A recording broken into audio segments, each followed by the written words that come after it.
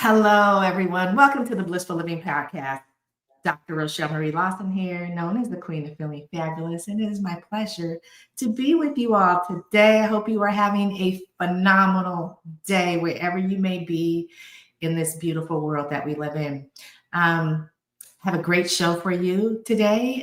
My guest is Jennifer Birkmose, and we're going to be talking a little bit about, aging and our aging family members and some wisdom shared on how we can help them as we help ourselves move gracefully down our path to bliss. Now, you all know I like to say subscribe to the show if you love the show. If you like the show, share it with everyone you love and care about. When you subscribe, you get advanced notification of the show and the show's topic and guest. So you get a little bit of an inside scoop before the show actually airs. And then, I also like to tell you all to find a place to sit, grab a piece of paper, pen, and write with your favorite beverage. Today, I'm drinking tea in my San Francisco Giants mug.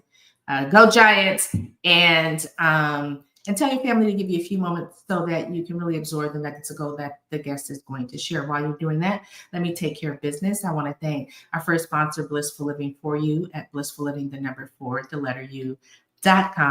They have some wonderful things to help you enhance your well-being, get your mindset, your wisdom right, so that you can navigate the pillar of wealth and create wealth that's lasting, that actually creates lasting legacy for you and your future family generations. So if you're into wanting to elevate your wellness, wisdom, and wealth, or wellness, wisdom, or wealth, then you want to check out Blissful Living at Blissful Living, the number 4, the letter U.com. Now, my next sponsor is All Day Cable Incorporated, and All Day Cable Incorporated is a telecommunications installation company focused on installing voice data, fiber optic cabling, and setting up all things network distribution for small, medium, and very large corporations. They've been in business since 1990, and they're a premier telecommunications installation company located in the heart of Silicon Valley. If you have a need and you're looking to enhance how you telecommunicate with your clients so that you make the right connection on the other end the first time, you definitely want All Day Cable Inc. in your house. They're 100% on-time project delivery and within budget. And it's been just about 35 years for them doing that, commanding that genre in the construction industry. So you can check them out at alldaykableinc.com. So let me tell you a little bit about our guest today. And, as I mentioned, our show is about sharing wisdom on how we can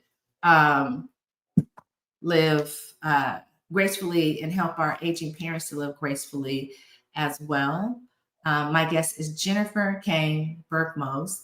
She is a passionate entrepreneur and founder of the age tech space of VivaValet, an age and pace startup who has been able to distill the essence of her career with food, as well as the pharma industry and academia. She's a TEDx and improv comedy person, and she brings the best of healthcare into her storytelling to the age and place and space of where we are residing now. Jennifer is also at the forefront of a movement to empower aging adults with confidence and independence, as well as support to the sandwich generation, adult children who are wishing to support their aging relatives from a distance. And so welcome to the show, Jennifer. How are you? I'm so happy. Thank you so much for having me on your show, Rochelle. Can I call you Rochelle, or do I need to say Dr. Rochel Marie Lawson? No, my name is Rochel Marie, so you can just call me Rochel Marie. Thank you for asking. I'm so grateful that we get to have this time together. Thank you for having me on your show. And it's the deep of summer, and where I am in the world, it is hot and sweaty. And so I hope that you are comfortable this morning. Where are you at? Where are you in the world? I'm sitting in Basel, Switzerland, where we have temperatures of the 90s with no air conditioning. So we're cooking with gas over here.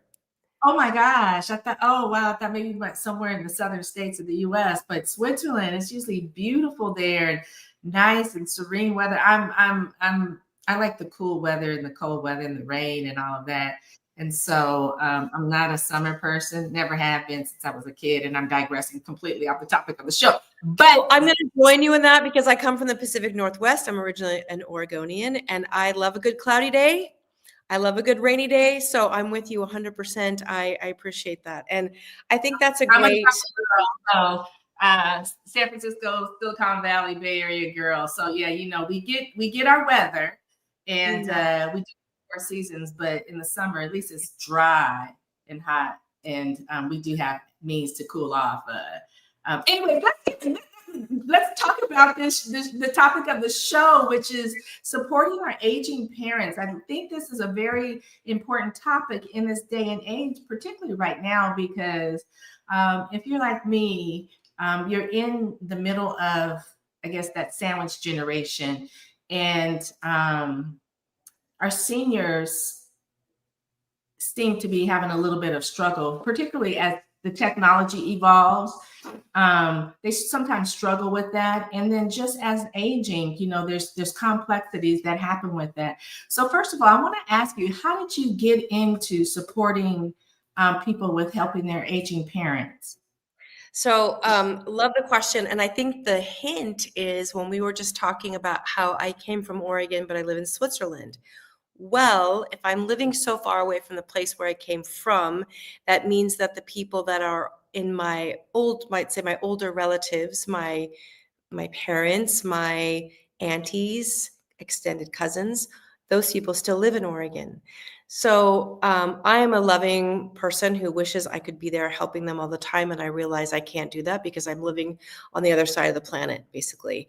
And I know that there are a lot of other people like me who are just like you in the sandwich generation. We're Gen Xers. We've got maybe kids at home. Maybe we're just about to launch them into adulthood out of our own houses. Maybe we're at that like peak moment in our career and we've got aging parents that we have to take care of. And so why did I get into it is I'm faced with that exact moment of time of this being a sandwich generation person, being far away from the people that I really love and wish to care for, and needing to come up with solutions to scratch my own itch and really solve my own problem. Because ultimately, when we're entrepreneurs, that's what we're doing, Rochel, right? We are solving problems and they're usually our own. And so my founder and I got together and we have the same challenge where her relatives are also in San Francisco, mine are in the Pacific Northwest, and we're trying to find ways to support them remotely. And we thought, this is the time. The technology is ready. We are ready as a kind of human race to be able to support olders remotely. So that's really where the whole idea came from.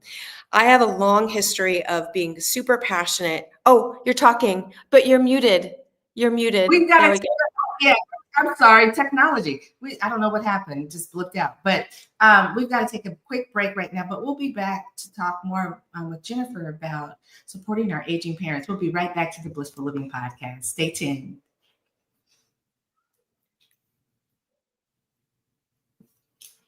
Okay, we are back. It's Dr. Rochel Marie Lawson, the Queen of Feeling Fabulous. And I'm talking to Jennifer, and we're talking about, supporting our aging parents, particularly if you're not in the same locale as they may be, or I want to say aging relatives. So Jennifer, with regards to, you live, abroad, and your family is in the Pacific Northwest, and, you're having to deal with the aging of, those that you love and care about. What is one thing that you can share with the listeners and viewers about what they can do to help support their aging relatives that they might not they may be living near them or they may not be living near them, but what is one thing that we can do to support our aging relatives? Rochel Marie, the first thing that you can do is to say, what can I do? May I have permission to help? I know that sounds very simple and very basic. And what I often see is with our customers, with other friends, family around me, they don't ask permission and they jump in with solutions that they don't have permission to actually offer. And therefore, all the great intention and the great love that you may have to say, here's this product, or here's this service, or here's this place I'd like you to move, or here's this thing I'd like you to use. It's often lost with or still in the packaging in the closet or whatever, never use because I didn't get permission. And I think if there's one thing, that's the one thing is like really ask permission, because we know what it's like to be all the ages that we are. We've been, we've been 50 something, we've been 40 something, we've been 30 something. We know we've lived that. We've never lived into our 70s and 80s. So we're projecting into the future what we think we're going to need. And so we actually don't know what it's like for them. And they're often going through a subtle grieving process because they're losing contact maybe with community or maybe a sense of purpose because they're not working any longer. And so giving them the agency and the responsibility and the leadership to say yes or no, and to direct how they'd like to be supported is really the first port of call before you do absolutely anything. I love that. I love how asking them for permission, because I think what I see and what I've seen over my career is being a nurse is as women and men age, sometimes the family just tends to want to take over and help them, which doesn't empower them. And I think everyone, no matter what age you are, you want to feel empowered. You want to feel like you still are in control of the decisions you make about your life and what you do. And so there's oftentimes that we as, family, children, nieces, nephews, we just want to help them. But sometimes not asking for their permission makes them feel like you don't respect them. And so I think it's important. That's an important thing that we should do. Now, what is the second thing after we've gotten their permission? Yeah. What is the second thing we should do? Yeah. So the second thing is, once you've got the permission, is to understand that, at least from the research that we have, is that 89% of older folks want to live at home. They don't wish to leave their homes. And what we know of that 89% of the American population who's aging, which is wishing to stay at home, 85% of those people don't have a plan to stay at home, don't have a plan to stay at home. So every day, 10,000 people in the United States are turning 65. And so that is a huge growing population of people that are older. So we have this huge need that's growing. And again, those people wish to stay at home, but they're not making plans. So I think the next step is to really sit down and talk about, like, if I can support you, mom, dad, auntie, uncle, cousin, person that I love who is aging, let's make a plan for you to stay at home. So one of those things is, and you'll know this from the work that you do as a nurse and in healthcare, is that preventing a fall is the number one thing that you can do to keep them at home and keep them home happy, safe, etc. So we already know that if you have a fall above the age of 65, you have a 15 to 30% chance of dying from that fall, either from the fall, from the surgery that you have to, if you fractured a pelvis or a femur, you've had to go into surgery, maybe the recovery process, you get pneumonia, or maybe you never gain full functioning. 50% of those people who do survive never gain full functioning. So the most loving thing that you can do to be proactive is actually sit down and address, how are we going to prevent falls in your house? So that's doing a home safety assessment. So it's looking for lights. Do we have adequate lighting everywhere? Are the carpets hammered down or secure so that they can't flip when you walk by and trip on them? Do you have stairways that are secure in and out, entrances and exits and in on the stairways in your house? And with regards to the bathing experience, do you want to install a grab bar just in case you need something to grab onto? Is the floor surface safe and non-skid, non-slick? So those are the big, typical offenders we see that contribute towards falls. So that is typically, unless you have an acute or chronic disease that requires long-term hospitalization and long-term nursing, those are the biggies that can help someone stay at home, is all the fall prevention things. What's your experience with that in care? Well, I'm not clinically practiced anymore, even though I'm still licensed, but I did have a friend that I work with, a nurse. She's older than me, and she had this mom that was absolutely gorgeous, and she was about somewhere in her 80s. I want to say around 83, 84 years old, was living alone. And she was very tenacious, so to speak. And so, long story short, the mom fell. And she was on the ground in her home for 3 days. when this nurse, my friend, went to go check on her mom, she would do every, 3-day checks every couple of days or whatever. The mom had been laying there. Of course, she was in her urine and all of that kind of stuff. And she had to get, I think she broke something, but she went into a facility, got rehabilitated, and then was able to come back home for a little bit. But then she ended up passing away. A couple of years later. But that was what I've seen in my career is the slip and fall things with the elderly is the beginning of the demise. And so by you saying protecting, making sure the home is protected, things we don't even think about, because we're not at that point yet. It's very important to be able to keep them and secure their, at least that physical well-being that they desire to have that freedom. We've got to take another quick break, but we'll be right back to the Blissful Living Podcast, where we're talking about supporting our family and parents via the aging process. We'll be right back to the Blissful Living Podcast in just a few moments. Stay tuned.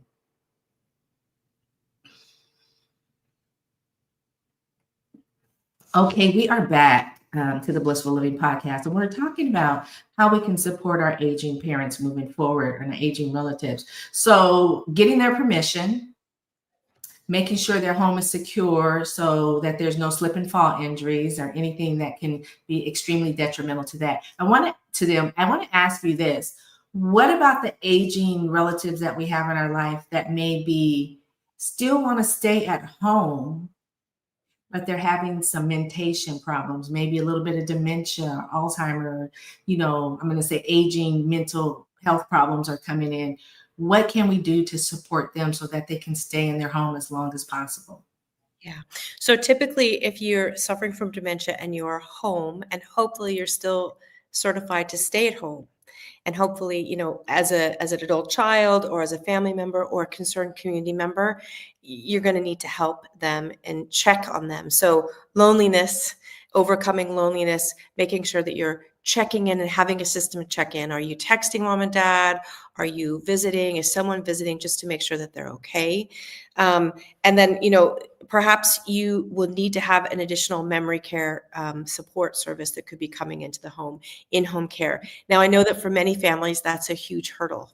So, for example, the starting ticket of that is around $50,000 a year to have in-home care, which could be, toileting and could be, care and dispensing medications and things like that.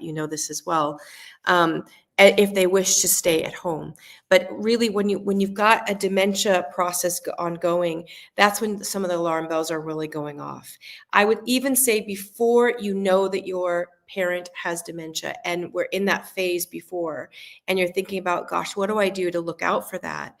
What I've noticed is, number one, is your loved one who's older losing their sense of smell or taste?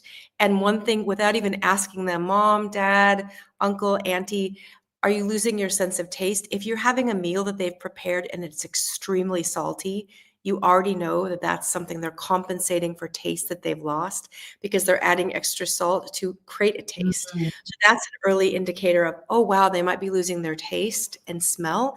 And that's a sure shot of Alzheimer's, Parkinson's, for example. The other thing that I've observed with our customers is challenges with calendaring. And what I mean by that is if you've scheduled a service, or let's say your hair or your nails or doctor's appointments or family visits, and you get those dates and times all jumbled and maybe you scheduled the wrong week. And okay, once it can happen, everyone can do that once. And if it's a consistent pattern, that's something to really have a look at and look into. And then I think once you're seeing those signs, really go and have a cognitive assessment for executive function. Has there been a reduction in executive function? Have it, and that way the healthcare system is your champion. So is there a nurse practitioner that you can work with? Is there a concierge physician that you can work with? If your loved one is far away from an actual clinic or a doctor's office that's close by, you can use, you could travel with them once a month or once a quarter to go see the physician, but then you have a concierge service that can keep checking on them and they can do some remote telehealth to keep managing these kinds of symptoms of dementia. The challenge with dementia, if it's fully blown, it's fully active, is that we do suffer from having to be alone. So then we've got physical risks. driving. They shouldn't be driving anymore. We're going to have to take away that driver's license and take away the keys. So, for example, as part of the business that we offer in supporting olders to live at home independently is we offer rides. So we do rides which are both assisted with wheelchair and the like, or just regular rides without any additional apparatus that's needed.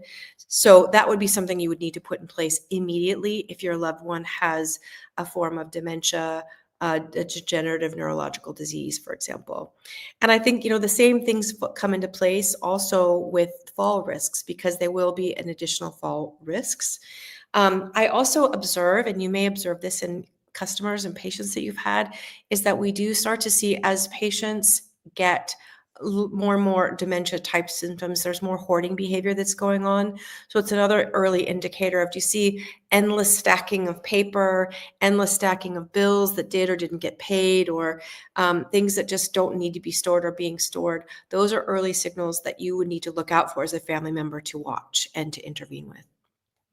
Wow, some very, very important information here. I love it. It just makes me think about my aunt. She passed away last year, but she had been developing dementia, and they had her sons actually had people come in and check on her, I think every day, because she started needing, she wouldn't prepare, she wouldn't eat, she forgot how to turn a light on, she forgot how to use the TV.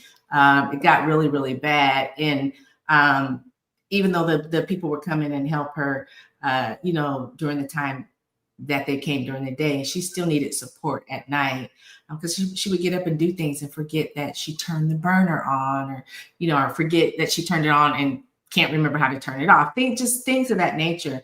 And when they had to take her keys away from her vehicle, it was really upsetting. So I think for all of you listening and watching, it's very hard to lose that sense of freedom. If you can remember back when you first got the ability to drive by yourself in your parents' car or your car, you felt exhilarated and free. Just imagine that being taken away from you, and you still think you can do it, but it being taken away from you. There's a lot of grace that has to come in with dealing with these people, because sometimes they don't realize that they're losing a grip on reality, and it's very, very traumatizing. So thank you for sharing that information. We've got to take another quick break, but we'll be right back to the Blissful Living Podcast. Stay tuned.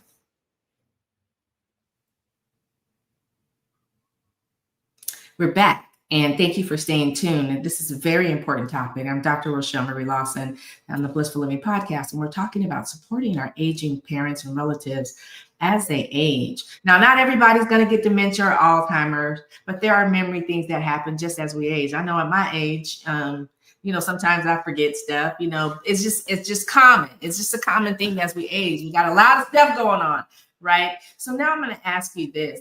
When it comes to that time where you've gotten together with your family, or you've made the decision because your parents or your relatives are no longer able to really take care of themselves, how do you navigate the transition into placing them in a place where they can be safe and live out the rest of their life in grace and being taken care of? So again, we all want them to stay at home as long as they possibly can, but maybe there's, as you say, memory care, or there's a chronic disease process that's degenerative that will not allow them to stay.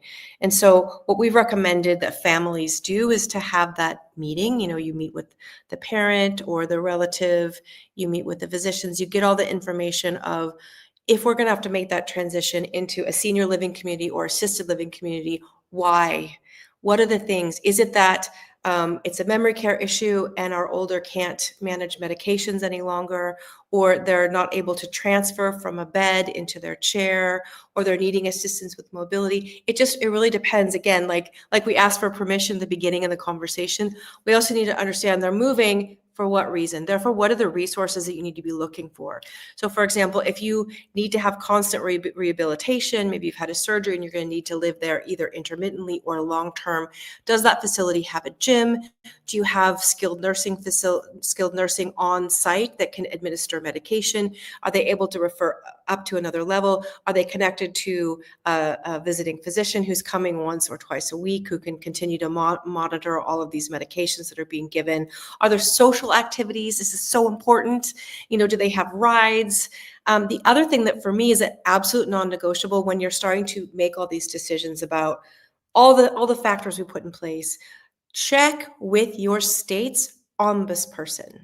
So that every state has an agency that is monitoring crimes against the elderly, elder abuse, et cetera. You call them up and you ask, and you talk to the elder abuse investigation hotline, and you also talk to the state ombudsperson, and you find out, are there any claims against this care facility, against this person who's running the facility, any kind of liability claims that are running, or any cases that are currently running about elder abuse. And then the ombudsman in your state will be able to understand if there's any claims that have been made recently about your facility that you're looking at. I think other stats you want to look at in that facility is how many falls do you have a year or a month? How many admissions do you have to the hospital or emergency room emergency room admissions? So just to see, are they managing these people and keeping them out of the hospital? Because ultimately, you don't want them to be bouncing back and forth from the hospital back to the facility. So all those things, like any fraud, state ombudsperson, every state has one, or again, the state crimes against elders, investment watchdog agency, and then all those other things. The other thing that I find really useful is, in your state, are there any blue ribbon award winning criteria? So for example, when I was looking for these types of facilities in the Pacific Northwest, I was looking at US News and World Report. They have an annual ranking of hospitals, of universities, of step down facilities like SNFs, skilled nursing facilities, as well as senior living communities and assisted living communities. Is this place registered? So if they're listed as one of the top 10 facilities in the country, or for example, in the state, that might be higher on your list as well. And if they are in that category, they'll be shouting about it. All the marketing material, you'll walk in, you'll say, oh yes, you won some awards for this. So you don't have to poke around to find that award-winning status. But again, if there's some kind of good housekeeping seal, use it. This has been very enlightening, informative, and unfortunately, we're at the end of our show. But thank you, Jennifer, for coming on and sharing the information, because I think it's important. I think everybody, no matter what age you are, except for if you're, I want to say, under 18, you have an aging parent. You have an aging relative. You have someone around you that you love and care about that's aging. And this information, often we don't think about it until we need to think about it. And sometimes it's a little too late. We're scrambling to get everything in order. So I think this has been very proactive, very, very informative. And for all of you listening and viewing, that's why you need to subscribe to the show, so you get this information to help not only you, but those that you love and care about around you, to have that safety and comfort, and to be able to age gracefully, knowing that they're being taken care of to the fullest and the best of their family's ability. I want to thank our sponsors, Blissful Living for You at blissfulliving4u.com, as well as All Day Cable Incorporated at alldaycableinc.com. And again, Jennifer, thank you so much for being here. Please continue to share this information. I feel it's very, very, very important. And to all of you, again, subscribe to the show, share it with everyone you love and care about. And until next time, I'm Dr. Rochel Marie Lawson, saying, I'm wishing you such a beautiful, happy, healthy, and productive day. May the light of the divine shine upon your beautiful skin and your family member, and allow you to grow in that beautiful essence. Take good care, and goodbye for now, everyone.